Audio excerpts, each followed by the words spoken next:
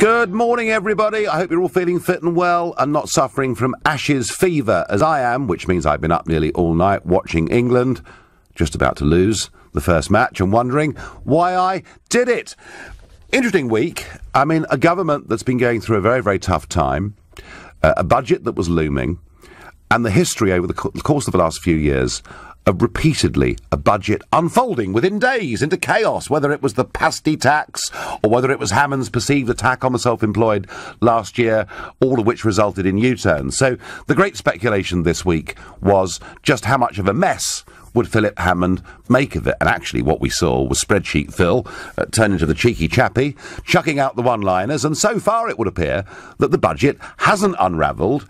And you might say there's a little bit more confidence in the step of the Conservative government. At least there was. But of course, this is politics we're talking about. So an argument is never very far away. And this, I think, really could be a big one. You know, it is the first duty of government to defend the integrity of the nation. And that means defence. That means armed forces, enough of them, trained, equipped, to be able to defend not just us on our home territory, but our interests across the rest of the world. And we could be on the verge of a very big Tory revolt. The plans are to cut troop numbers yet further. Now, I say this against the backdrop that ever since the Conservatives came to power in 2010, albeit it was a coalition then, we have seen reductions in the Army, in the Navy and in the Air Force, and there is now a plan that says by 2025 we could have fewer than 70,000 soldiers in the British Army. And Tobias Ellwood, who's the minister responsible for defence personnel and veterans, is understood to have such concerns about these proposals, he is seriously considering his position. Perhaps in a way not surprising, given that he is actually Lieutenant Colonel Ellwood, and he's still, age 51, signed up with our reserve forces and has fought and served in many campaigns. And Johnny Mercer, who's a Tory member of the Defence Select Committee, relatively new MP, Tory Mercer has said what is proposed is going too far, and I'm determined to do everything I can as a lowly backbencher, but certainly with a powerful cohort behind me, to make sure we remain the party of defence. We'll talk about that. So he's talking about rebelling. Nicholas Soames, of course, grandson of Sir Winston Churchill, and he has said the parliamentary party has a duty now to unite against further cuts to our defence capability. Defence has been very much out of fashion in political terms over the last few years.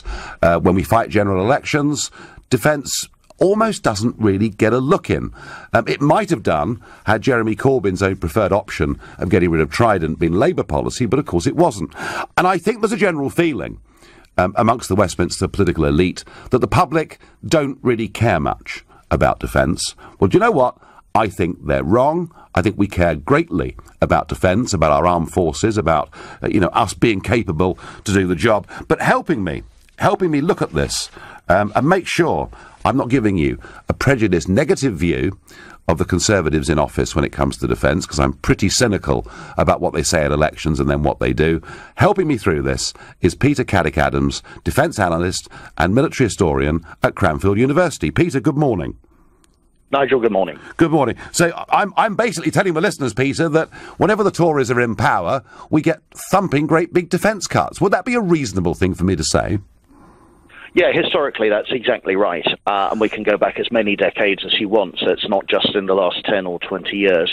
And conversely, generally speaking, under Labour governments, there is an increase. It's often brought about by world affairs, but it's counter to the narrative you'd expect that the Tories tend to boost armed forces and Labour cuts. History has given us the opposite. Yeah, no, well, I'm pleased you back me up on that, because I've noticed this many times. So what are these current plans to cut back our forces? What's your assessment of them?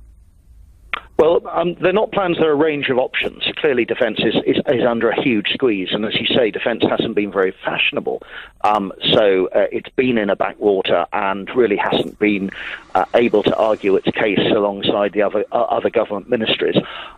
You could alternatively take a different view, and some academics subscribe to this, which is that since David Cameron came to power originally in the coalition, there is an inclination amongst politicians to let defence wind down slowly, very slowly, in order not to allow future generations to undertake something like Iraq in 2003. I'm not saying that's necessarily the case, but that is one interpretation. What to render us incapable of doing such things? Absolutely, yeah. But if we can't launch offensive operations, presumably we'd struggle to mount a good defensive operation. Yeah, I mean, you're absolutely right. I'm just saying that's one interpretation that you could draw from the fact. It's not proven, but it's not disproven. But it leaves us in a great state of sort of worry, because that is certainly a conclusion you could draw. And if you're sitting in Moscow or Beijing or in Ankara or somewhere like that, you might look at British capability and British willingness to project power and say, aha, now is our moment. Which is pretty much what the Argentinians did in 1982, wasn't it? We sent a signal with the withdrawal of HMS Endurance that we weren't taking the South Atlantic seriously, and look what happened. Peter, I wonder what Washington make of all of this, because I understand, President Trump, he's putting more money into US defence. We are leaving a European Union that is about to build its own military, and they've been very clear this week about that. So in a sense, our relationship with America and NATO is perhaps for the next few years more important than it's ever been. Are the Americans going to take us seriously if we cut our army below 70,000 men? They always take us seriously. And I can remember I was in the Gulf in 2003, watching on and listening to sort of senior officers and diplomats poo-poo the idea that we were America's poodle, and acknowledge the fact that sometimes we were America's sheepdog.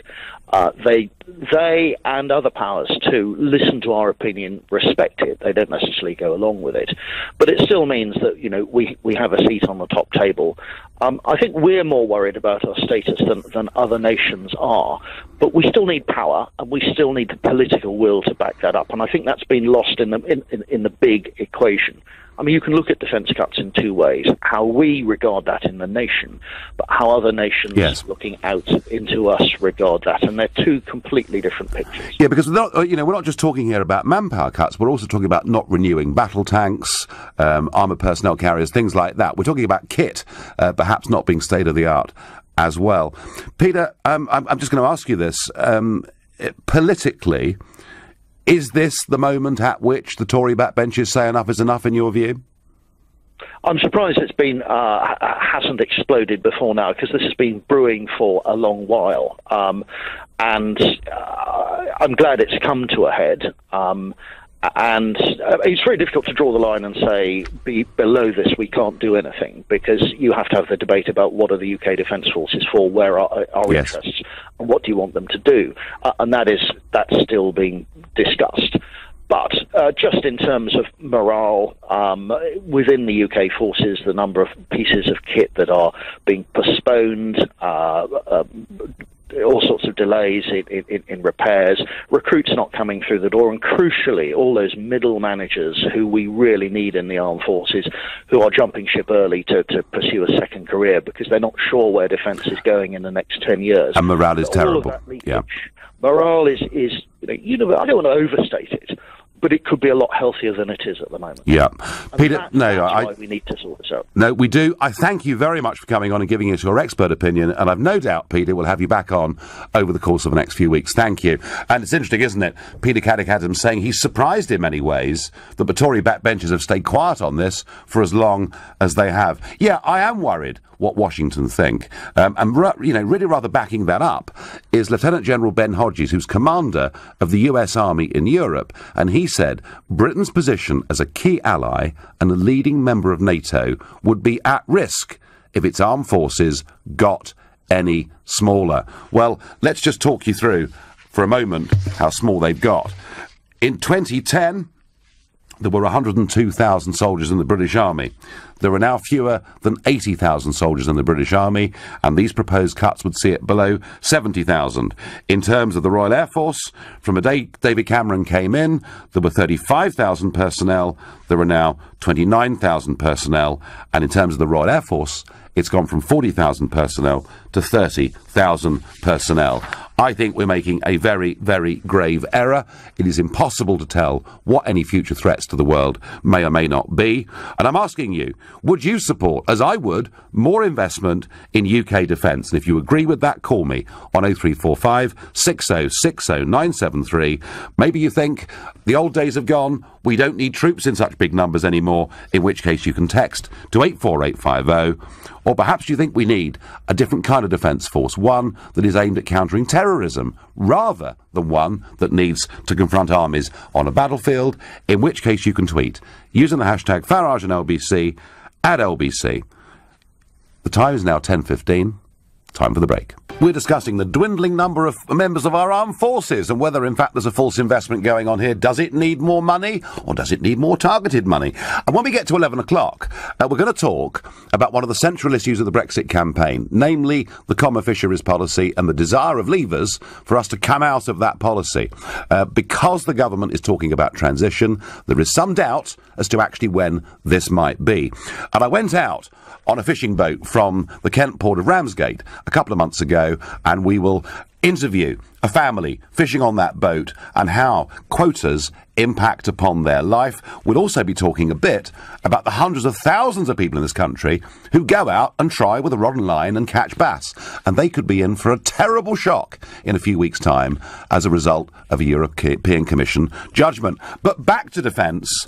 You know, I talked to Peter Caddick-Adams, and the one thing that he and I agreed very strongly on is that if you continue to cut the size of your armed forces, you do send a very strange message to the world, not just to those who might wish us harm, but to those, indeed, who are our closest allies, such as the Americans.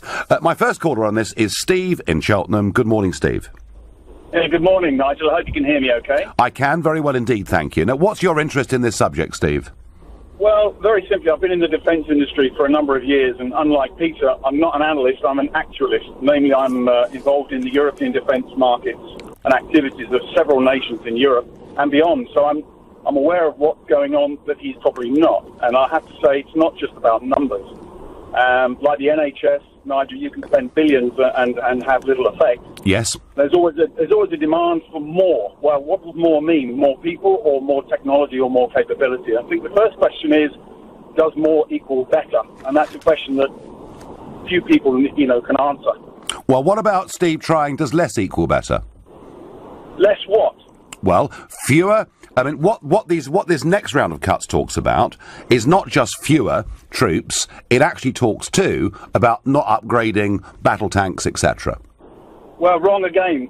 Personally, I'm involved in the upgrade of battle tanks, and I can tell you now that being involved in the UK battle tank is every bit that people don't expect, and that the government is spending billions on upgrading infantry fighting vehicles, billions, and the capabilities of those is world-class, double plus. Steve, are you a manufacturer? No. You're not, but you're involved in the sale of defence equipment, yeah? No, I'm involved in the technology behind defence equipment. OK, no, fine. You need to be very, very careful. In the 1950s, it was very easy, Nigel, to see what the threat was. It was very simple. Look to the east, and it was Russia, and then you had Germany as a speed bump, and that was it. Now I think the threat is, well, what is it? Is it a roadside bomb? Is it an ID? Is it cyber security? And we're spending billions on cyber security, which is the best way to kill an army, by far. Yes, I mean, and so somewhere here there's a crossover, isn't there, between what is defence and what do our security services do? Right, I agree. I mean, of course, there is a limit beyond which you can't go. I think the trouble is our government is actually extending our forces to missions that they can't quite keep up with, and you need a certain number of, whether it be vehicles or ships or aircraft. And if you take a good example of the F-35, and I'm deeply involved in that program as well. Yeah, a massive program of fighter jets, and they cost 4 or 5 times what they were expected to because the American government has suckered everybody in.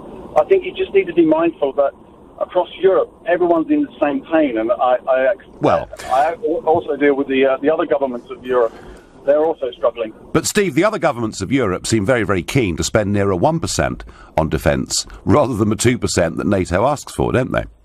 Yeah, they're right, and they're very clever about that as well, because I think they gang together in different ways through NATO.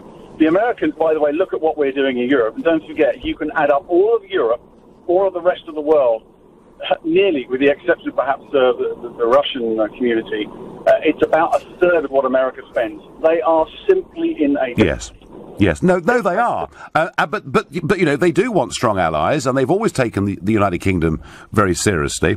And one wonders for how much longer that is going to be the case. Steve, let me ask you, I mean, you know, my kind of test for this, if you like, and you may say I'm outdated, but I do understand the cyber threat and all of that.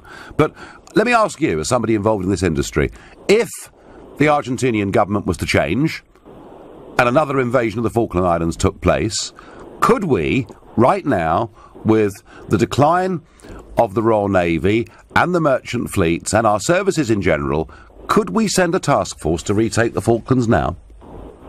Well, we have a different view of taking the fort. First of all, you've got to say what would be the threat.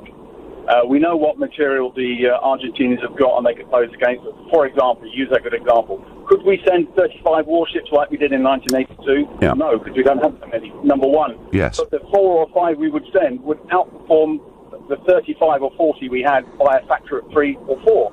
Put simply, the weaponry we have right now and the sophisticated radar systems are absolutely world-class. But you couldn't... But okay, I take the point, Steve, but ultimately, however high-tech you are, whatever kit you've got, you still need boots on the ground, don't you? Right, you're right. No army, there's no war that's ever been fought that's of meaningful value without boots on the ground. You're dead right. Vietnam, South Korea, you can name them all there. You do need people. Okay, but we wouldn't be on our own. We're not geared up to fight a global war in the way that we were in 1955. No, I understand that. Steve, do you think it's right that this government should stick to at least 2% on defence spending? Well, actually, next year and the years after, I think it's ramping up. We are updating several platforms. We're building new vessels, new aircraft. We are looking at different trainers. I think there's a cost of doing defence that is invisible, though, whether it be material, machines, logistics. It's a very complicated market, and it's not just about big kit that you can see trundling on the screens of the TV. Yeah, no. If you want to feel, it is very different, and I would urge and suggest wise caution and wise counsel about saying more is better. I think it's more targeted. And if you go and look at what we did in Afghanistan, the weaponry we needed there, there's no point rolling a tank there. You need something very, very different. No. So I would just urge caution against saying... No, Steve, no, listen, you've made the point absolutely clearly and very, very well, and I thank you for the call. Steve from Cheltenham saying, more is not always better. Fine, I understand that. Got to target the money, got to go for high-tech solutions. I understand all of that too, but I just wonder, for the rest of you out there, you know, do you feel a little bit less safe knowing that these kind of cuts are being made in our armed forces? And perhaps you're related to somebody who's currently serving in the armed forces, and I wonder, how is their morale? Matt from Sheffield takes the view by text. He says, it's madness. We are cutting our armed forces, especially during the massive threat of ISIS. Steve from Sutton says, all right, if they say they're not taking on any more, one thing, but promising these boys a career and then having them risking their lives and then dumping them is a betrayal. Well, Steve, there have been examples of that. Examples of people, you know, coming back from Afghanistan and effectively getting their P45s, and that's one of the reasons why I think that actually morale is pretty bad. Further defence cuts are utter madness. Switzerland, which is a neutral country, has more battle tanks than we have, says Richard. And Richard, I was driving through Switzerland earlier this week and I saw the Swiss Army out on manoeuvres. And you know what? There were lots and lots of them. Billy is calling me from Camden. He's a first-time caller to this show. Good morning, Billy. Good morning, Nigel. How are you? Well, I'm all right, but I'm kind of... I've been watching, Billy, since 2010. I've been watching a Tory government that goes to the polls and says, we're the great patriotic party that will stand up for the nation and for the armed forces and for tradition. And what I see is them ramping up spending on things like foreign aid, and yet cutting our armed forces in the most extraordinary way. And I know I get accused, Billy, of knocking the Tories very often on this show. That's all right. But honestly, there's something deeply hypocritical about what they say at election time and then what they do. And I'm just hoping, Billy, I'm hoping that Tobias Ellwood and Johnny Mercer and Nicholas Soames and others who are making noises this morning, I'm hoping they actually stand up and rebel. I really am, Billy. Well, I actually feel less safe with the cuts. I think the art is a great career choice for men and women who want a career out there. And I think it's bad. I think we should keep Trident. Yes. As a deterrent. And be a big player in the world. Trident, of course, is expensive, and, you know, there's been a big debate about it, but frankly, it doesn't seem there's any other real alternative. The one downside with Trident, Billy, of course, is that it's not entirely our independent weapon, because the Americans have the codes. But all right, so, Billy, you think it matters that we have a big position on the world stage, yeah? Yeah, definitely. Definitely. So you're against these cuts, and you feel a bit less safe. Yeah, I definitely feel less safe. I've got family in the Falklands. Oh, so right. If the cuts were in the 80s, then it might have been a different turnout. Yeah. OK, Billy, no, you've made your point. I'm being told here, of course, they don't have enough money because they're spending 40 billion on your stupid idea to leave the EU. No. My idea is not to spend 40 billion on leaving the EU. I'm not sure why we should spend anything to leave the EU, but more of that perhaps in a moment. You're listening to the Sunday edition of the Nigel Farage Show. As it's planned to cut the British Army below 70,000 people, I'm asking whether actually we need some more investment in defence, or are the politicians in Westminster right? Does no one care anymore? Or do we need to spend the money better and target it more at high tech? But before I get to that, a couple of Brexit-related comments that I can't resist this morning. The first is that our good friend Michel Barnier loves this country. He's now saying, of course, that during the transition period, all new EU laws that get made will apply directly to the United Kingdom, but of course we won't be able to be in the room and even help discuss their formation. It almost makes you think, doesn't it, of no taxation without representation. But that, apparently, is what the Prime Minister wants to sign us up for. And when she was challenged about this by Jacob Rees-Mogg in the House of Commons, she said she thought it was unlikely that there'd be new EU laws during that period that would apply to us. Well, he's making it very, very clear, Mr. Barnier. And by the way, you know, I wrote him a letter asking for a meeting, and he came back to me and said he'd meet me in the bar. And I said that wasn't really good enough. I now do have a date in the new year to go into the Berlaymont building and to meet him, and I'll be following on, of course, from Nick Clegg and Lord Adonis and Ken Clark and virtually every Remainer in the country who's been to see him. So I will be going in there and trying to make the point that there are 17.4 million people plus now who simply want us to get on with this. And I really rather liked a letter that I saw yesterday from Chris Potter from Otley in West Yorkshire, and this letter was published in the Daily Telegraph yesterday. It said, "Dear Sir, imagine going to an auction, and the auctioneer says, this is lot number 120, and we can open the bidding at £2,000. Someone in the room shouts, what is lot 120, please? And the auctioneer replies, I won't tell you until the reserve is reached. That is what the EU is saying to Britain. We should walk away now." Well done, Chris Potter. Because it is, you know, we're being asked to pay some extraordinary sum of money without, at the moment, any guarantee of anything in return at all. They really are putting us in an impossible position, as indeed, to a large extent, now are the Irish government. The Taoiseach, their PM, Leo Varadkar, and their Commissioner, Hogan, basically saying that Northern Ireland must now stay part of the single market / customs union. And I am amazed that the Irish government is taking this line. They're even threatening to veto, you know, future arrangements with the United Kingdom. I do understand, guys, that your farmers need the British market very badly. You sell about 50% of your beef into the UK market. I understand that. I get that. In fact, I'm sympathetic to that. So rather than arguing rather than trying from Dublin to dictate to Westminster what we should or shouldn't do, why don't you go to Brussels and act in the interests of your farmers and your businesses and argue that a continued tariff-free trade deal would be the best solution, not just for the island of Ireland, but for all of us. But unfortunately, that is not what they're doing. We will see whether the Irish Prime Minister survives a vote of confidence that will take place in Dublin this very week. OK, back to defence cuts. And I have to say, I've just... all my life I've seen this. I've seen Conservative governments who pretend to be strong on defence, and actually they're the ones that always seem to cut. And Labour, ironically, given that the general public perception is it's Tories strong on this, Labour weak on this, Labour generally, in many ways, have been better for the armed forces. I'm going to ask Celia in North Wembley what she thinks about these cuts and whether it really matters. Good morning, Celia. Hi. Yeah, I mean, what's the point of increasing defence budget if the army can't get recruits? I mean, apparently people don't want to join the army, and I'm just wondering whether that's because they don't want to go abroad. They're frightened they're going to be sent abroad to fight some war they don't believe in.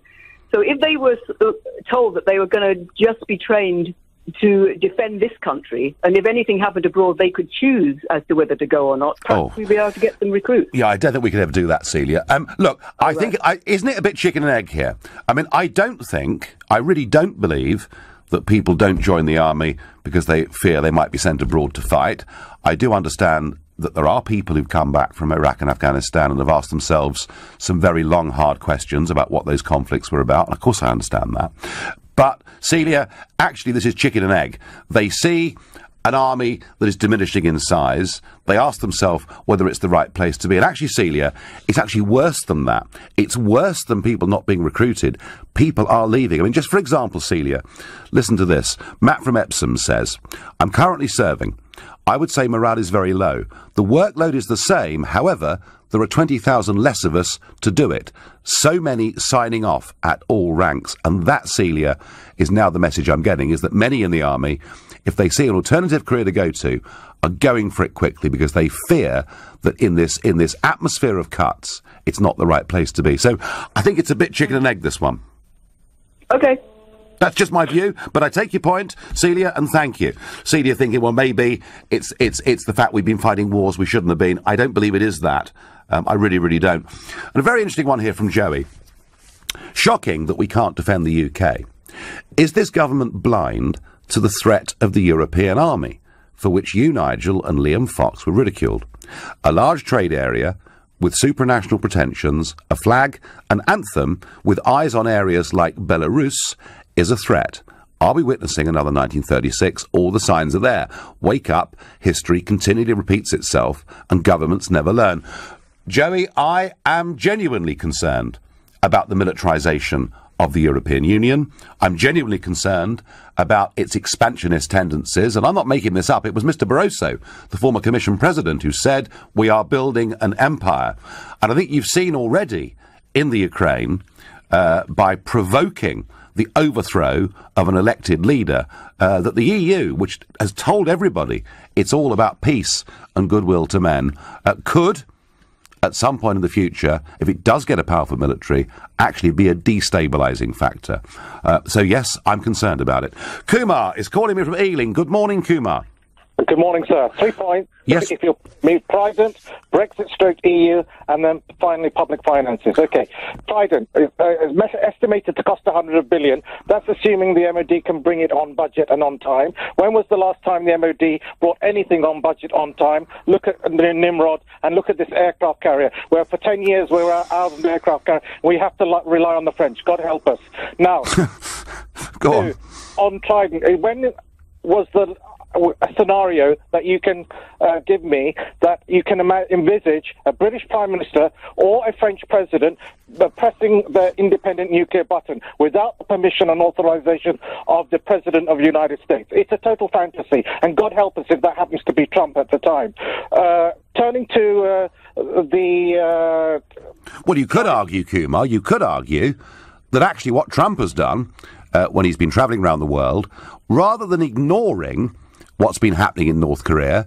He's tried to wake the rest of the world up to it. He's tried to get the fiercest possible sanctions put on North Korea. He's trying to stop North Korea from carrying on with its program of missile testing. You could argue that what Trump is doing is trying to stop North Korea becoming a nuclear power. Isn't that a good thing to do? I don't want to get on Trump because we'll go off on a tangent. Let's stick to the point. Well, I know I am sticking to the point, Kumar, because you said, are there any circumstances in which anybody would ever contemplate using these weapons? And the answer, I think, is, you know, if Mad Kim was in a position where he could fire missiles at us, we've got to have missiles, haven't we? Do you really want me to comment on Trump? Because flip-flops every... No, I didn't. I asked you about North Korea. I went back to your question. You said to me, let's take Trump out of it. Let's take Trump out of it, because I know that he raises passions. But if a state like North Korea did have the delivery systems that put us directly under threat, would we not be mad in those circumstances not to have missiles ourselves? Okay, let me respond. Trump said on the campaign trail that instead of the U.S. defending the allies against North Korea, we should put more nuclear weapons in the hands of the Japanese and the South Koreans, and should defend themselves. The moment he becomes president, he flip-flops on that. It'll be... I'm not... Kumar, I've said I'm trying to draw a truce with you about Trump. I'm talking about the argument. Look, you've made the point. Trident costs a fortune, all right? And it does.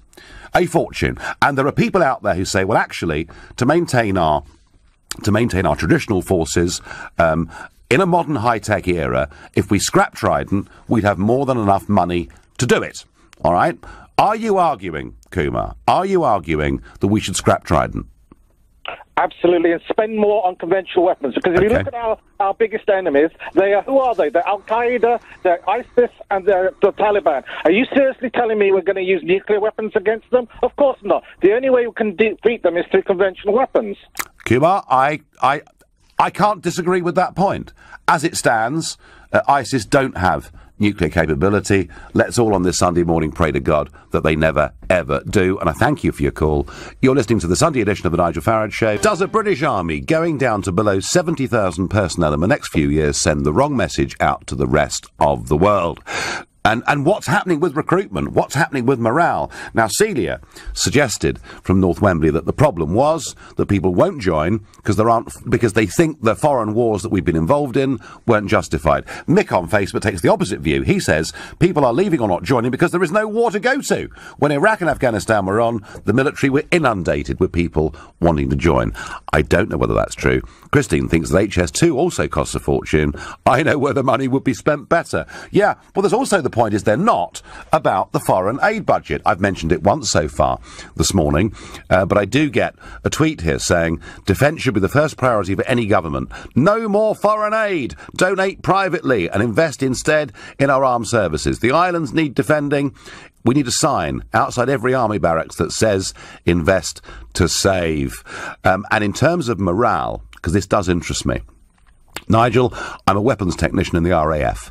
Do a bit of research and you'll be amazed how many soldiers, technicians, etc. are leaving. And no one seems to care. What a mess, says Kieran. And Kieran, I don't know that it's people don't care, but what I do know from my conversations off camera, and off radio mic, the green room conversation that I've had over the years with leading political figures from all the parties is that they view defence as a very low priority issue because they think people frankly don't care about it, and they think that the way people vote will not alter in terms of the way the government is seen to have dealt with this issue. They don't think it matters. Goodness me. If the Conservative Party felt their vote was threatened, they wouldn't have cut since 2010 in the way that they have. That's my view. Please tell me I'm wrong on 0345 6060 973. And John is calling me from Gravesend. John, good morning. Very good morning to you. Procurement is the problem. We're not getting enough bang for our buck. It works out like this. The UK spends 40 billion on defence. Yep. Russia, 60 billion. Mm-hmm. Americans, because they're the biggest killers anyway, 600 billion per year. I want to know how it is that Russia can have a Sukhoi Su-35 flanker at half the cost of an American F-35, known in America as the flying garbage truck, why it is... So, John, we could be paying. Being offered. So we could be paying too much money. We could be paying too much money for kit. Is point number one. Point number two, of course, is I guess our soldiers, sailors, and airmen and women are paid a bit more than the Russians. And could it be that the Soviets have a smaller bureaucracy than we do in the Ministry of Defence? Is that possible? Well, they've got an army of a force of 1.9 million now been upped to support, so we can't call it that their wages are low. Right. It's expensive. This week, the MOD has offered experienced helicopter pilots a £70,000 golden handcuff to keep them in their jobs for 6 years. The MOD has announced that in the last 5 years they've lost 1,049 helicopter pilots that have left the Army and the Navy, and there's only 508 joined up. And the other point is this. The army the military should multi-role. In other words, forget overseas adventures. They can do their defence job, and they can also be used in a civil capacity for border security, ports, and all that. And they can then be given. You get spearhead battalions that are on duty. They then can be used in civil society, attached to the police, with the powers of special constable, and they can rotate on that basis. Well, yes. I mean, I have to say, I think in times of, big civil emergencies, then of course the armed forces could be a massive, massive resource and help to our police forces, and I do understand that, John. But your basic point is, it isn't just about the money we spend. You don't think it's being spent properly, do you? We've got Lockheed Martin and American companies that have got little niche industries around the UK. And then what happens is the politicians are offered the F-35, which was offered to them before it was when it was just a computer program. Yep. It wasn't even a built model. And then what happens then is, well, if you don't buy the F-35, we might have to shut a couple of factories, then constituencies. So in other words, having American influence or in industry in the UK forces us to buy American. And even Trump himself is fighting to get the F-35 bill down, and we're going to be suckers, and we're going to pay full price. John, you're not the first person to tell me that we've made some bad spending decisions in terms of defence kit. I've heard that from a former Cabinet Minister too. I thank you very much for your call. And John saying, look, we haven't always spent money wisely. We've paid over the odds for some of the kit that we've got. And even if that is true, and I suspect that it probably is, that's still not a reason, in my view, for cutting the army down below 70,000 people. That's how I feel about it. I think it's obvious what they're up to.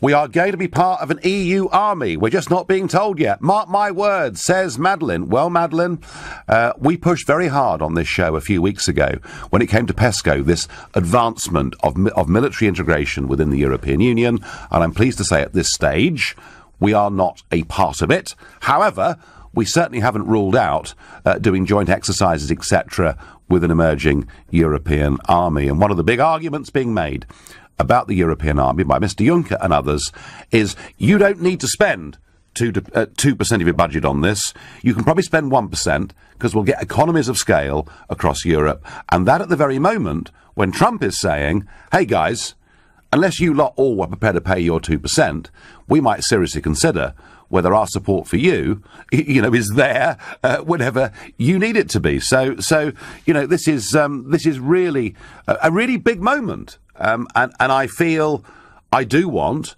And by the way, it doesn't mean every single American foreign policy decision we should follow. A special relationship is about being able to say no as well as yes, depending on circumstances, just as Harold Wilson did to Lyndon Johnson over Vietnam back in 1966. But I do really think that we need to be of a sufficient size for the Americans to continue viewing us as their most important ally in the world. I would rather put my future security with America, whoever its president is, than with Mr. Juncker and Barnier and the boys in Brussels. That's how I feel. I wonder how Greg in Reading feels on this subject. Good morning, Greg. Morning. Good morning. So what do you think, Greg? I mean, are we cutting back too far? Yeah, we're cutting back too far. So I'm currently serving in the armed forces. Right. And we're cutting back too far. So at the moment, we're getting cuts on defence. So on spending. So then we go to civilian companies or industry to fill the gaps because they can sometimes provide it for cheaper.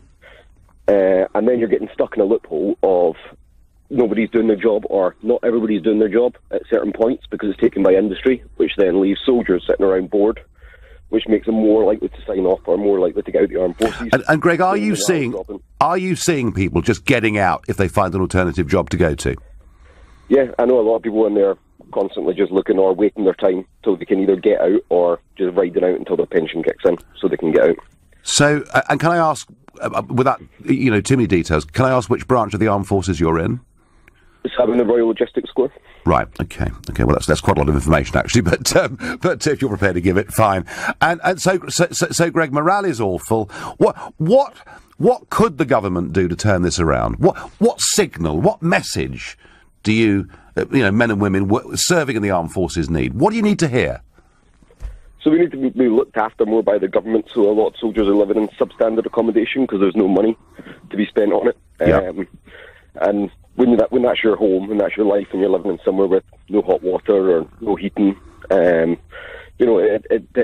definitely takes a brunt in the soldiers' morale. And then having nothing to do because it's been put to industry, or in some cases, you're overworked because they've cut so many soldiers or so many have left, and then you're doing the job of 3-4 people and still expected to deliver the same results with less resources and less time. Greg, a very depressing phone call, but thank you for making it and being as frank as you were. And my last call on this subject is Hannah, who's calling from Leeds. Hannah, good morning. Hi, good morning. I'm just listening to what Greg was saying there. It's absolutely the same as what my husband's experienced. He's in the military, and he's getting out as soon as his paperwork comes through, basically because he now fundamentally can't do his job because just the resources keep getting pulled out from under him. A couple of months ago, he spent weeks and weeks planning quite a serious exercise. For every time he went to go and get approval for this exercise to go through, he would go up to the top corridor, and they'd say, no, there's another £10,000 got cut off the budget for this. You've got to go back and do the whole thing again. So actually the amount of time that he wasted because of cuts was just ridiculous. And you hear it from every single soldier. It's 4-letter word, I'm getting out. That is the. Do you feel Hannah, as a forces family, do you feel let down by the government? I think it's not so much let down by the government. It's this constant battle that we're not as important to people as things like the NHS or schools, because people understand the NHS and schools. And the thing which happens the most is that the electorate, a lot of it's about votes too, isn't it? A lot of it's about that. Hannah, we're out of time. I thank you for your call. A lot of frank phone calls there. People not feeling very happy serving in the armed forces. In the next hour, I'm going to highlight the plight of UK fishermen. Back in August, I went down to Ramsgate. I met Eddie on his fishing boat called the Boy Joshua. The aim of the trip was to find out the impact of a CFP on our fishing stocks. All of it, of course, being set and regulated by the European Union. I want to know, do you think it's time that we left the common fisheries policy? Should we do it now? If so, call me on 0345 6060 973. Or maybe you think a transition means we stay in it, in which case text to 84850 and go to the LBC website, lbc.co.uk, to see video and pictures of my trip out there and my encounter with the UK Border Force.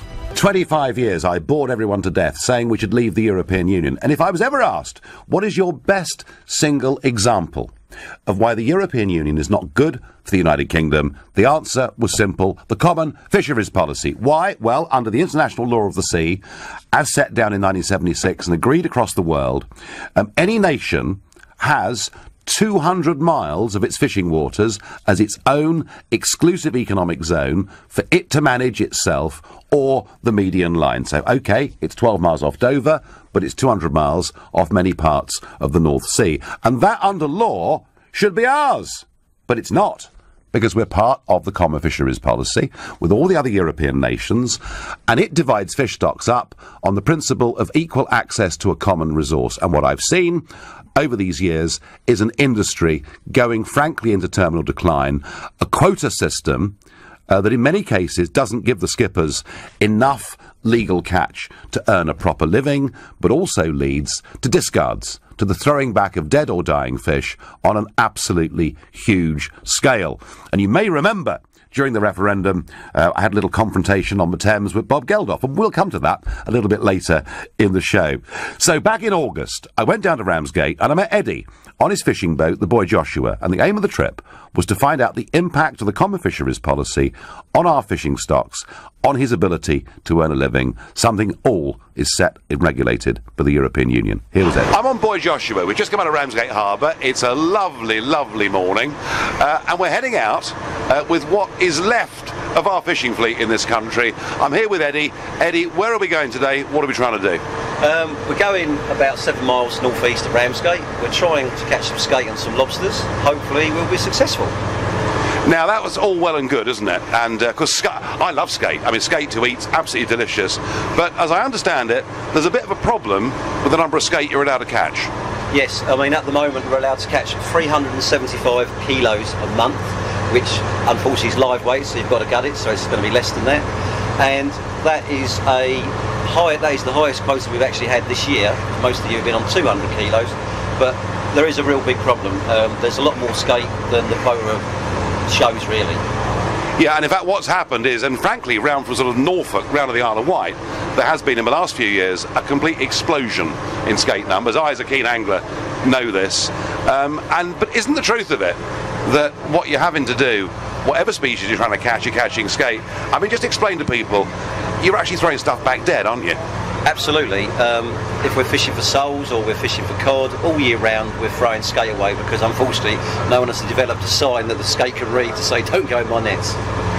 So what we got here is something that I think anybody who thinks about sensible management or the environment has got to be horrified by. How many fish are you throwing back dead? Quite a lot.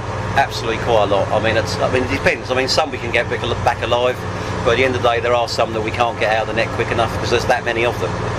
Now, last year, Brexit, and I know that this particular boat was carrying Brexit flags, and you wanted to get back our waters. You know, a year on, do you feel optimistic that Brexit's going to go the right way for you? I say I'm frustrated. I'm frustrated with the hang-ups and the hold-ups. I do think there's a lot of obstacles being put in the way by certain parts of the media and certain politicians. I believe that it's a little bit more straightforward than they're trying to make out, and we'll have to wait and see.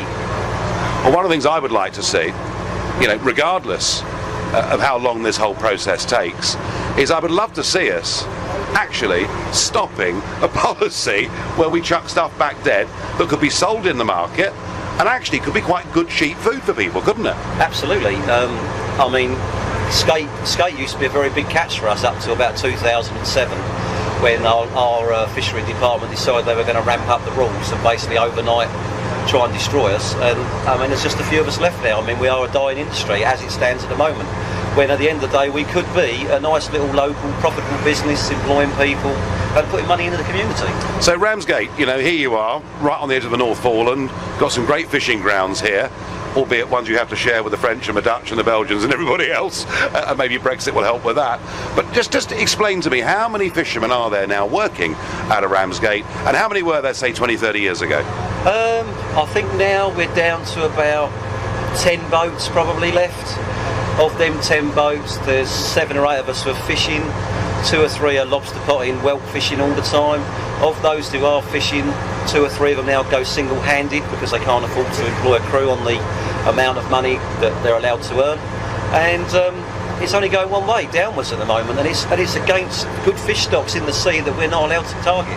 And this is the story that I think people don't quite get, is actually stocks of a lot of fish are remarkably good. I mean, herring stocks are very, very good, skate stocks have literally exploded, and even cod, in the northern North Sea at least, even the scientists say now we've reached back to sustainable levels. But if we're not allowed through quota to catch the stuff, then frankly people in this industry can't earn a living. Now, we're a few miles out now, we're going to be putting up nets very shortly.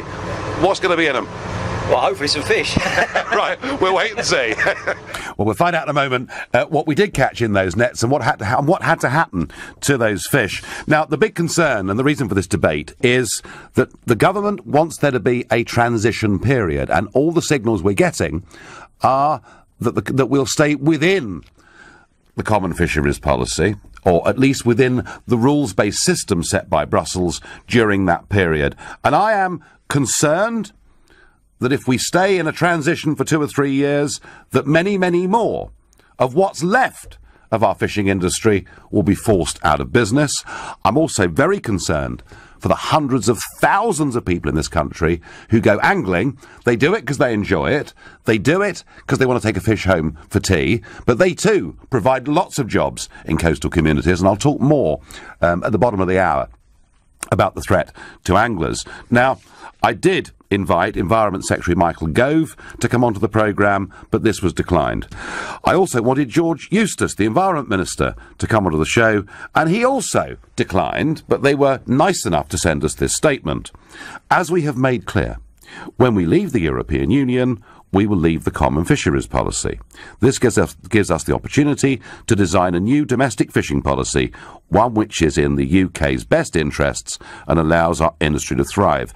Yes, gentlemen, when is the question? They're not here, but I tell you who is here. Aaron Brown is here. He's a Scottish prawn fisherman, and he's head of the Fishing for Leave campaign group. Aaron, good morning. Good morning, Nigel. My understanding is that the government say we will leave the European Union at the end of March 2019, that we may even, in theory, leave the common fisheries policy, but we are to stay during that transition period with the same Brussels-based rules system. Is that your understanding too? Yes, I would say it is. The question isn't so much, do we leave the common fisheries policy? Indeed, do we leave the European Union? We absolutely do. Legally, Article 50 means we're out. It's what we do thereafter is a problem, and that's where the transition's terrifying, because as Monsieur Barney, Monsieur Juncker have said, we will have to obey the entire acquis. For people at home, that's all EU law. So effectively, we will have left, but we will be stuck in some sort of legal purgatory where we'll be obeying the same rules.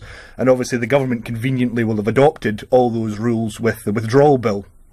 And our big concern as Fishing for Leave is that brings us under continuity of rights, and the EU is going to nail our feet to the floor and say, you left, you had your clean slate of Article 50, you've reacceded in a new deal, which the transition's part of, and therefore you'll still obey the common fisheries policy, immigration policy, agricultural policy.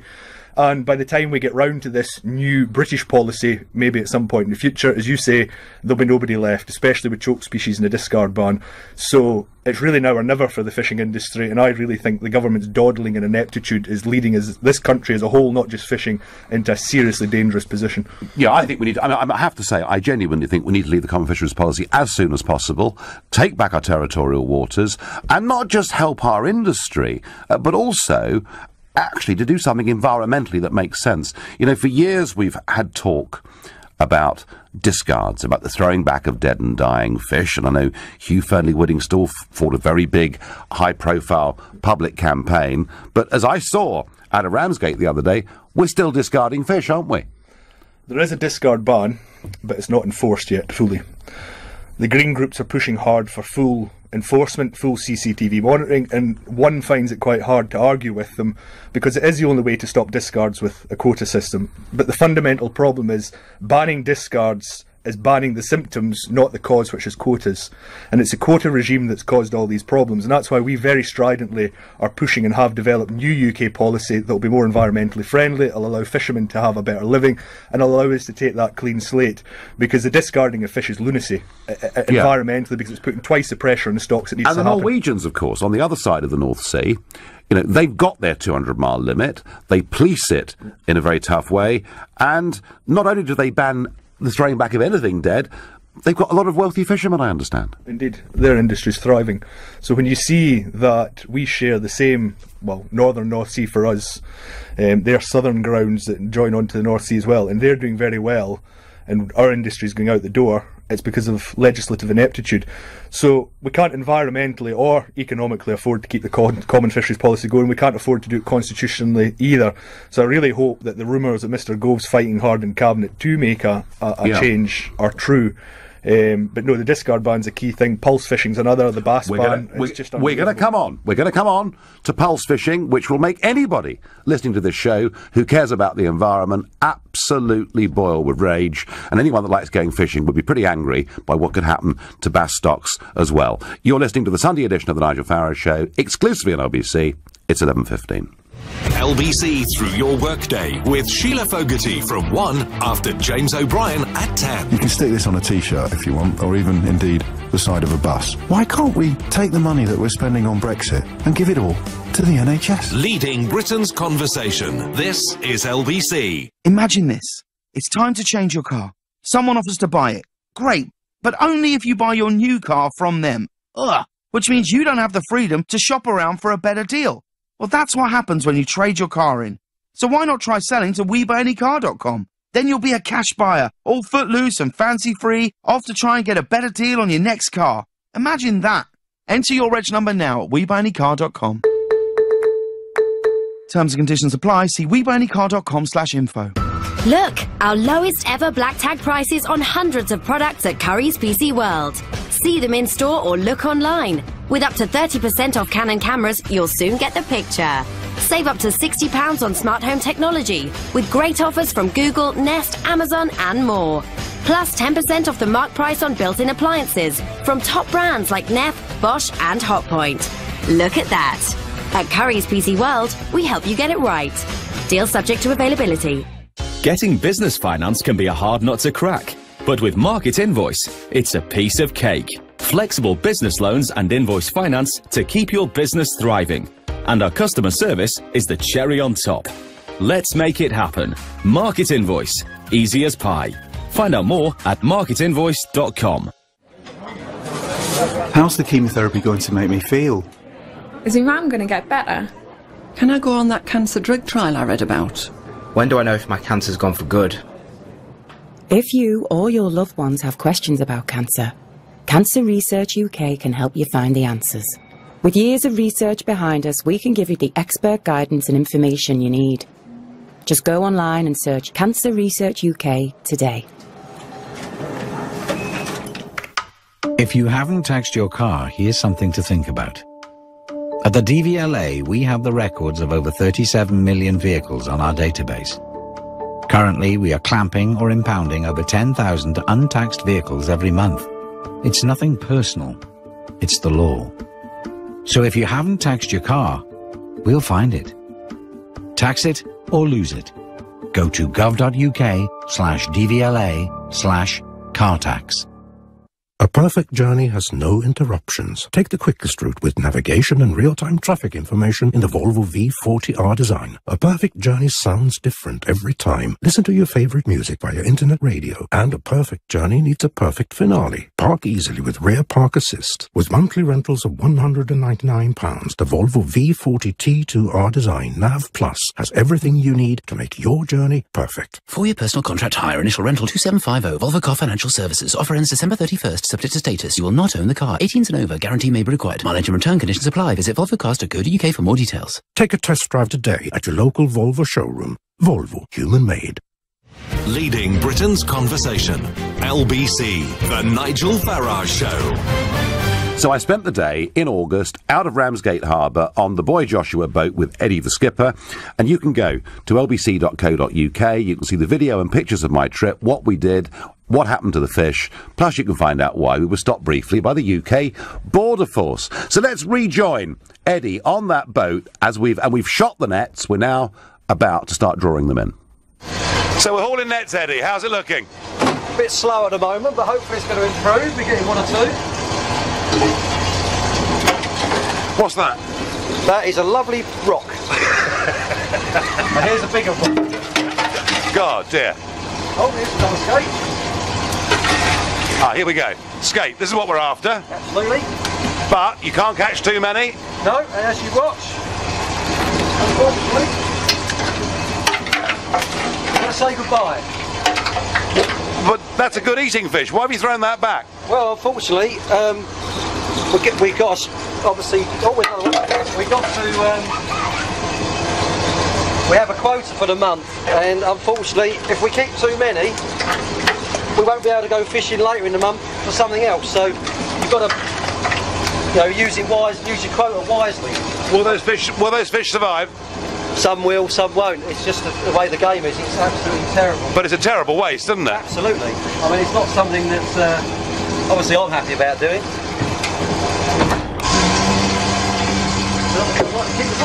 Pretty grand. How many is too many and all that? So how many do you reckon you throw back a month? Quite a few tons a time. Quite a few tons? Yeah.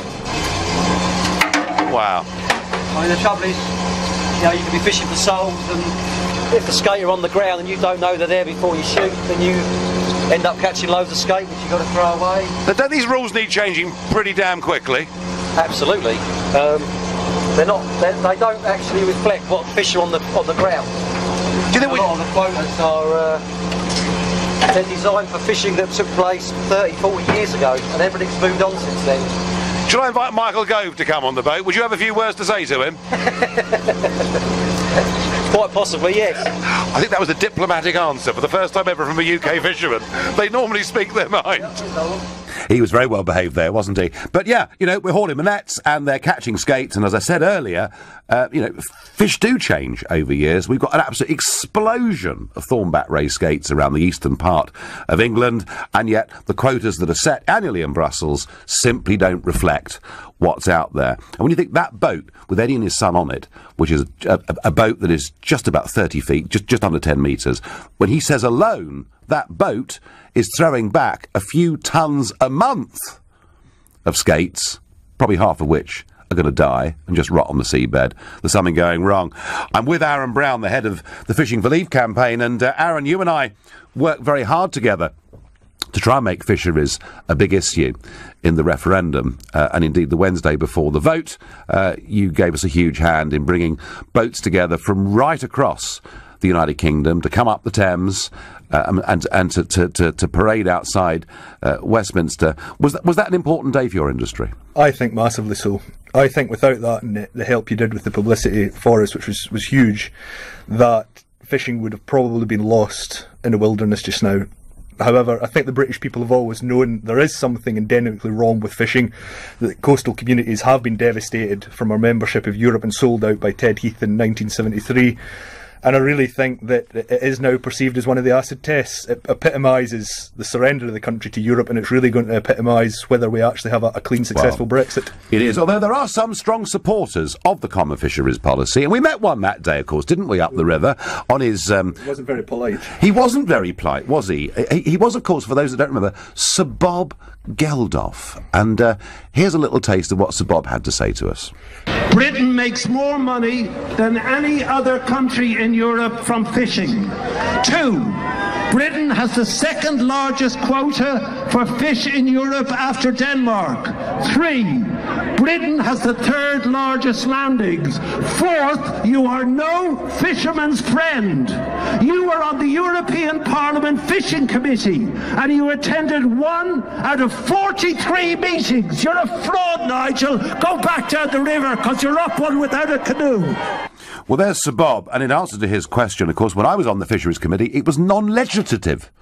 It didn't affect anything. Didn't matter what we did or how we voted, because all of it was decided by the European Commission. I don't know what it was there for. It was a farce. Nowadays, in theory, it does have some power, although the British MEPs that sit on it find themselves outvoted every time. But there we are. Bob was defending the common fisheries policy, and I come to you, Aaron Brown, head of Fishing for Leave. He said that we make more money in the British fishing industry than other fleets, and we have the second largest quota. What do you have to say to Sir Bob? Well, the thing he misses there is we should have the largest, and we should have the largest landings. Britain should be one of the premier fishing nations in the world, and we've been reduced to near destitution. Just now, although we have 50% of the international fisheries zones that surround the British Isles that we share with the EU, with Norway, and just touching Faroe, although we have 50% of the waters, we only get 25% of the fish. And when you then account for the flagships that the likes of the NFFO and that represent, where they account for 75% of the domestic British fishing industry. The indigenous British fisherman's down to about 10% of his own resources. So we've had this monumental loss of our resources. As people will remember, we had big decommissioning schemes where 60% of the UK fleet was cut up. So for Bob, as part of the metropolitan elite... Sir Bob, please. Sir Bob, we'll be polite to him, to stand as part of the metropolitan elite and shout down, especially some of the small-scale guys who are really struggling to keep a roof above their heads and keep their families going, and for him to have the temerity to stand there, I don't think it was a very gratifying sight at all. No, it wasn't. And I know one of the Southend boats actually boarded Bob's vessel and a couple of the Southend fishermen. And I'm surprised they didn't push him over. I'm pleased they didn't, because as it was, I think it was a giant PR victory for fishing and for the Leave campaign. As you say, Bob quoting these figures, but forgetting about the fact that actually we've given away most of what should be ours. Let's go to Carolyn, who's calling from Hull, in East Yorkshire, and Hull, Grimsby. Of course, these were, Carolyn, just a few decades ago, ports with literally hundreds of fishing boats, weren't they? Definitely so, Nigel. My dad fished, was a deep-sea fisherman for 45 years, and his father before that. And I've seen Hull, absolutely, it was buzzing with manufacturing, and all the docks in barrels of fish. There was very low unemployment in Hull. It was one of the main industries. And not only that, Nigel, it's not just the fishing what it has an impact on. It's also the cod liver oil industry. Yep. The pet industry, the cosmetic industry, all the processing factories.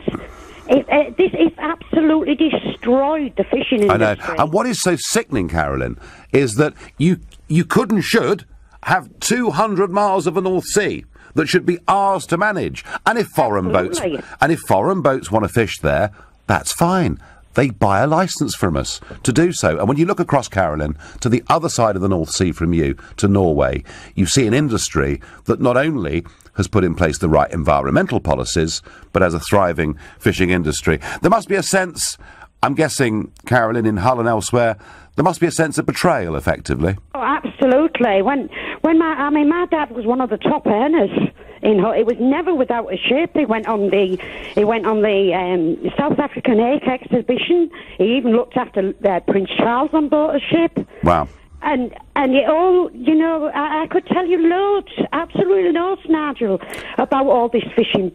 Is it time, Carolyn? Is it time? Should we get out of the CFP as quickly as possible? Oh, absolutely, absolutely. Not only that, now we need to change the size of our fishing nets. Yeah. I mean, the thing is, the fishing nets now, as the EU imposed upon us, they're throwing fish away. I know. Well, if you had larger fishing nets, the smaller fish could escape. Do you know what, Carolyn? They're getting none of it right. I've got to move on. I thank you for your call, for your passion, your family history in this industry, and the sense of betrayal that places like Hull and Grimsby feel. Kevin is calling me from Blackburn. Kevin, good morning. Hi, Nigel. Thank you very much for what you've fought for the British people to leave the European Union. Obviously, was a big UKIP supporter, and it's just ridiculous that we're catching all these fish, and even the fishermen are saying that we're having to throw them back, and they're going to die anyway.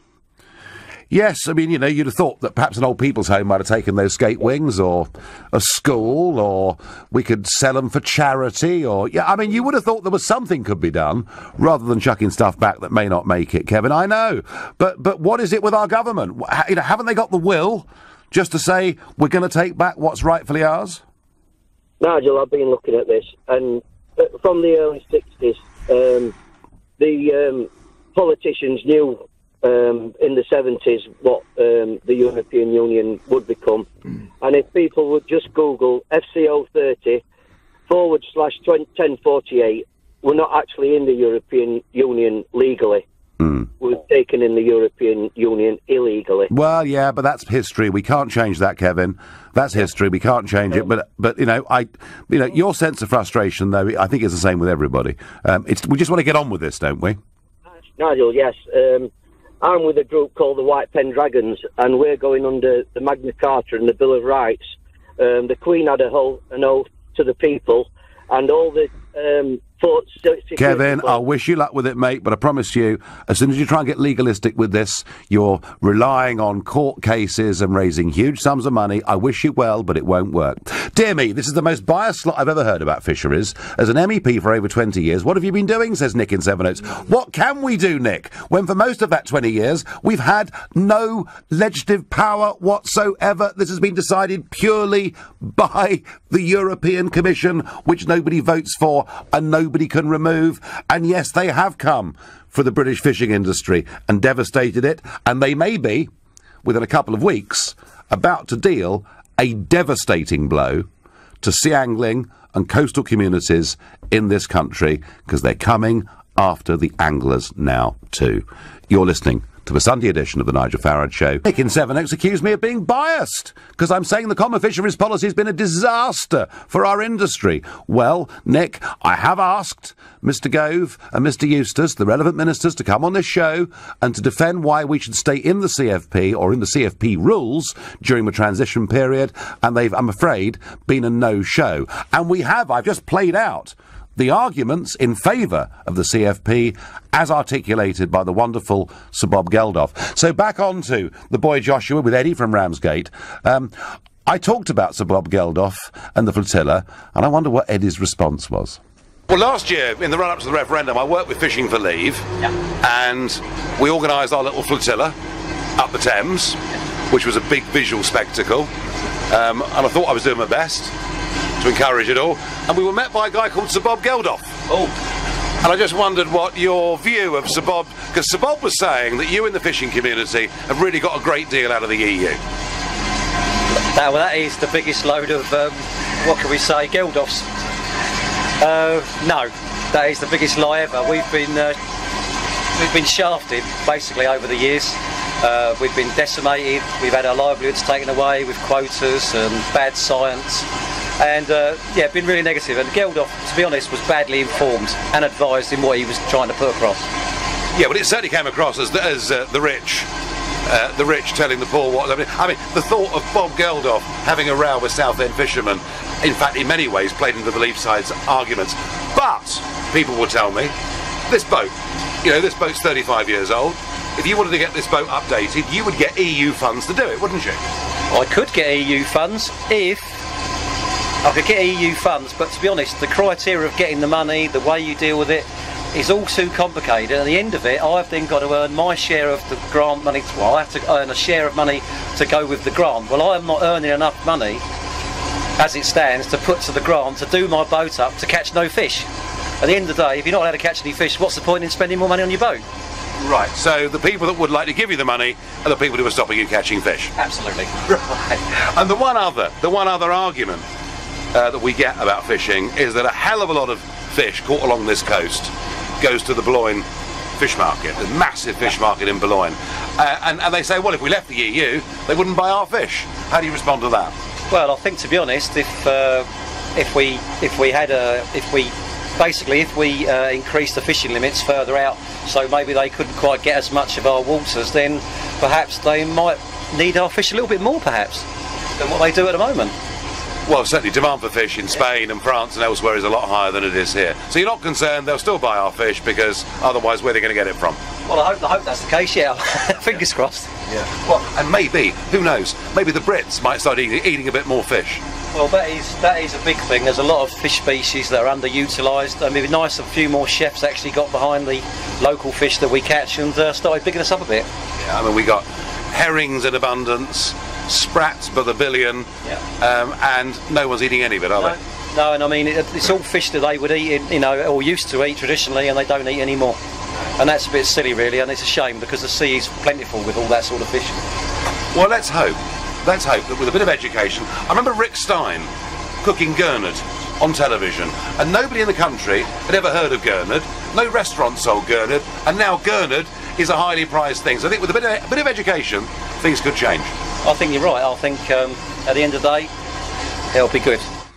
Well, that was me out with Eddie on Boy Joshua at a Ramsgate, and you can see all the videos and shots of the nets going out, the nets coming back, what happened to the skate, the lobsters, the crabs, etc. Go to lbc.co.uk and get a feeling for how these guys earn their living, albeit the day I was out with them, the weather was rather nice. I'm not so sure I'd have enjoyed it quite so much out there in February, you know, with sleet and a northeasterly wind. Now, angling. Since Magna Carta, one of our freeborn rights has been that the land between the high tide mark and the low tide mark has been common land. And we can go out there and we can fish and we can pretty much do whatever we want. Sea angling used to claim up to 1 million people a year that engaged in it. A lot of that was people in holiday in Cornwall or West Wales going out for sort of an hour's mackerel fishing or whatever. But what is for certain, though it has declined, there are at least 1/3 probably more people who like going to fish for bass. That lovely silvery sea bass. But, over the last few years, the European Commission have been limiting what anglers can do, and I understand they now face quite a big threat. And joining me on the phone is Barney Wright, the former editor of Total Sea Fishing magazine. Barney, good morning. Good morning, Nigel. So I understand there's a big meeting going to take place in Brussels in a couple of weeks' time where bass angling is on the agenda. What is the proposal? Well, the proposal, my gathering, is that bass fishing was pretty much banned for RSA, if you want to look at it that way, because... RSA being recreational sea angling, yeah. Yes, recreational sea angling, yes, because at the moment we're limited to no take in the first 6 months of the year, then we're allowed one bass per session in the second part of the year. Next year they're proposing that basically we can't have any at all. In fact, it looks a bit like a moratorium for the recreational sea anglers, whereas the commercial fleet apparently will be able to continue to keep fish. I don't think that's strictly fair. I don't blame anybody for it. All I blame, not the commercial sector, it's not their fault. I blame the EU and the ridiculous CFP. It is an amazing situation that for the last couple of years, so right now, if I was to leave this studio and head off to go bass fishing, and I might have a good day, I might have a bad day. In fact, I've generally learnt with fishing, more days disappoint with a rod and line than excite, but I'm only allowed to take one fish home, and if it's the first 6 months of the year, I can't take any. And what Barney Wright is saying is that next year, it could be that we're not allowed to keep a single fish. So Barney, clearly the European Commission must think that anglers are catching a lot of bass. Well, you and I both know very well, I mean, as you said a minute ago, the reality is you go to the beach, you're allowed to keep one bass per day, and, you know, when you speak to most anglers, they say, I had one last week, you know, and it's one every week they might catch if they're regular fishermen. It's not as easy. As they say that you have stories that there are bass everywhere. Yes, there are in certain places in the sea, but clearly stock control needs to be, but not what's being proposed. But I believe that since RSA would often have to be drawn into the common fisheries policy, they're seriously paying the price. They're paying a very big price. And, of course, there's also the boat fishing element of this. You know, you look at ports like Littlehampton, you look at ports, you know, going down the West Country. Some of them have got sort of 20 boats with skippers, with crews. Anglers travel from all over the country. They spend a lot of money in the local guest houses, the hotels, the pubs afterwards in some cases, the tackle shops, the bait collectors. What I can see, Barney, is that for someone to go onto a boat out for a day's fishing in the Channel or North Sea or wherever it is, frankly, with the petrol to and forth and the bits and bobs, there's not much change out of £100 for a day out. But that £100 per person, perhaps there are 5 or 6 people on that boat, that is, some would argue, Barney Wright, that's putting as much money into local seaside communities as commercial fishing is. Well, mathematically, it's very plausible. In fact, very possible, because the money is always coming in and not going out. I mean, recreational sea anglers have never claimed a penny for loss of capture or anything. So, but it's a very ridiculous situation that recreational sea anglers find themselves in. I mean, you know the score as well as I do. I mean, you fish as much as me, and what can I say? It just makes my blood boil. No, it does. And I understand that the Angling Trust, which has been formed to sort of support anglers' rights, they are lobbying and petitioning, I think, to try and get some common sense into these negotiations in December, yeah? Yes, it seems to me they're battling on the right side this time, yes. Good. Barney Wright, former editor of Total Sea Fishing magazine, thank you. So that's it, folks. You can't even go out and take a couple of bass home for tea. You're breaking European Union law. I thought we'd voted to leave. I thought this nonsense was behind us. One of the reasons George Eustace, I'm sure is not on the programme this morning, is in Aberdeen. I had a head-to-head with him on this in private. We were both backing the Leave campaign. I wasn't going to have a public row. And I said, George, if people on a good day, and maybe 1 in 3 days is a good day, are only allowed for the last 6 months of the year to take one fish home, do you think they'll really go on fishing? He said, well, that sounds like a pretty good deal for me. I won't tell you what I said in return. You're listening to the Sunday edition of the Nigel Farage Show. Well, back on Eddie's boat, back on Boy Joshua, out of Ramsgate, we talk not just about the fact that the quota he's been given means he effectively can't earn a living. Also, another problem out there is the seas are littered with rubbish. Eddie, explain this. Big debate raging at the moment. Pictures on television of whales washed up dead, and they cut the intestines open, and there's miles and miles of plastic in them. Yep. I mean, how much rubbish, how much litter do you see? Not as much as we used to. The days of the P&O ferries and the Townsend Torreson ferries and the plastic cups in the 1980s, we don't see anywhere near as much plastic on the seabed in our nets that we used to do. I mean, obviously, you do see plastic bottles, more of a shore-based thing, but actually in the sea, where we're not finding any more plastic doing what we're doing than there has been in the past. In fact, a lot less. That's interesting. I mean, maybe other parts of the world vary. And tell us, you know, over the years of putting up your nets, and today we've seen skates and lobsters and crabs, but what are the unusual things you've seen over the years coming up in your nets? Motorbikes, push bikes, shopping trolleys, washing machines, and a few years ago some guys on a trawler had a 2CV car. And what about war relics? Because we're kind of in bomb alley from World War II here, aren't we? Oh yes, I mean, it's not unusual to get shells. Personally, we've had a £500 mine. Other people get £1,000 parachute bombs. Over the years, quite a lot of stuff. So you've got to be a little bit careful when you're hauling those nets then? Yes. And tell me, I mean, you know, obviously we're in the narrowest part of the channel here just about, but under international law, up to 12 miles post-Brexit should be just our fishing waters. Do you think that's realistic or not? I'd like to think it's a possibility. Personally, I don't think we'll ever get it, but I'm hoping we will. Well, I do, yes, I must admit, for the sake of this industry, I do. And finally, and we've had a great morning out and learnt a lot, have you got a message for Michael Gove? Do your best for us, but make sure you do, otherwise we won't forget the ballot box. Well, I think Michael Gove, actually, who comes from Aberdeen, who comes from a family where his father was a fish merchant, I'm sure Michael Gove wants to do his best, and George Eustace represents a Cornish constituency, and hey, fishing's pretty big in that county. I'm sure they want to do their best. The trouble is, it looks like we're going to be trapped into a transition, and if we're trapped into that transition, under the current rules we've got, we will have tens of thousands of anglers not bothering to go angling, which will put people out of work in coastal communities, and we will see more of our commercial fishing boats closed. I think it's urgent that we leave the CFP as quickly as we possibly can. But I want to bring in just one more environmental aspect to this, because it does matter.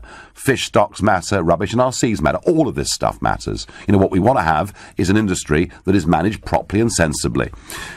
Pulse fishing, and it was mentioned the other week. A lady phoned in from Lowestoft the other week and mentioned pulse fishing. I'm with Aaron Brown, head of fishing, I believe. Just tell us what pulse fishing is, please. Pulse fishing is a Dutch invention. They're big fishing vessels that were fishing hard in the southern North Sea, became inefficient, towing big heavy chain mats, 10 tons of chain along the seabed. And what they came up with was they would use electrical wires to tickle the fish out the bottom. And what our members, certainly in the east coast of England, are seeing is in total environmental devastation of the southern North Sea. Because, of course, it's not just electrocuting fish, it's electrocuting all the other marine life around it. And that's killing the feeding, it's killing the fish. People are retrieving fish with their insides burst out, their backs broken. It is a horrific way of catching fish, done to try and keep an inefficient Dutch industry going. There's obviously big fishing companies across there. The Dutch have a lot of flagships in Britain as well, boats that are registered here that have lobbied our government. And it's really a type of fishing. It's so one Barrack has got to stop. There are no British-owned No. Boats conducting pulse fishing. No. But it's allowed to happen inside our waters because the European Commission have this as an acceptable method. Well, the worst thing about it is it's not even an acceptable method. It was meant to be for a trial for a limited period of time for a limited number of boats, 5% of the Dutch fleet. It's now at 28% of the fleet, 100 boats, and it's been going on for 10 years. The British government has ignored it, partly because it's not on its doorstep, partly because it can't do anything about it, and big lobby groups and some environmental NGOs are culpable in this as well, have allowed pulse fishing to go on, and it has absolutely smashed the southern North Sea. Where is Greenpeace on this? I mean, Greenpeace should be screaming blue murder. Well, they should be. About this. And yes, you're right. As I say, the phone call from Lowestoft we had, absolutely backing up what you're saying. I hope that once we do take back control of our territorial waters, that we ban things like pulse fishing. Would the British fishing industry support that? Oh, absolutely. And I'd say we are far more environmentally sustainable in what the Dutch were doing. You can't replace one bad job with another. And really, the damage it's doing is incredible. Nobody in the British public would accept if we're going into fields and tasering sheep. So I don't see why we should be tasering fish either. I'd love to see some more video of this, I really would. I mean, on lbc.co.uk you can see all the pictures and videos from my trip today. I may have to do another one to get to the bottom of pulse fishing. Let's go to David, who's from Cornwall, who I understand is a fisherman. David, good morning. Yeah, morning, Nigel. Morning. So what do you do, David? Well, I'm a fisherman. I work out in Newlyn. I work a trawler out in Newlyn. Yep. And just like to first say, just thanks for all the support you've given us, Nigel. It's very much appreciated right across the fishing industry. Well, I'm trying my damnedest, David, but I'm getting a bit worried. I have to say, I had a wander around Newlyn in August of this year, and have to say, it's looking a bit sad, isn't it? It is, yeah. It's in need of investment. I mean, that's ongoing, and I think the important thing to remember in all this is how forward-thinking and innovative the British fishing industry is. We generally lead the way in Europe on scientific issues and issues like you've just brought up on your programme about the litter. We have a scheme where all the fishermen bring their litter in, and it's all put in bags and it's taken ashore. So we're very supportive of the marine environment, and we're very proactive in the marine environment. And, we have a huge problem down in the southwest with these crazy CFP rules that are causing a huge amount of discards. And, under British coastal state status, which I'm sure we'll get, we can move into a better era of eliminating these discards. And a lot of them are created by what we call relative shares. I'm sure you've mentioned that before, but just to give you an example, an area for haddock, which is their single biggest, it's their only discard, is their single biggest discard. Yeah. The UK has 10% of the share, and France have 60% of the share. That's a good deal, isn't it? We're starting off with a broken leg to start with. So David, let's just do that again, shall we? Because the people driving their cars might not have picked that up. Just explain again how you, as a fisherman from Cornwall, how the haddock that are caught are divided up. Just explain it again. Well, for instance, you have an EU share, so a giant pie, where the data of all that data goes into collecting that stock for that species. So 60% of that stock is shared out to the French, 10% to the UK, and 20% to Ireland. But the majority of that fish sits within 20 miles of the Cornish coast.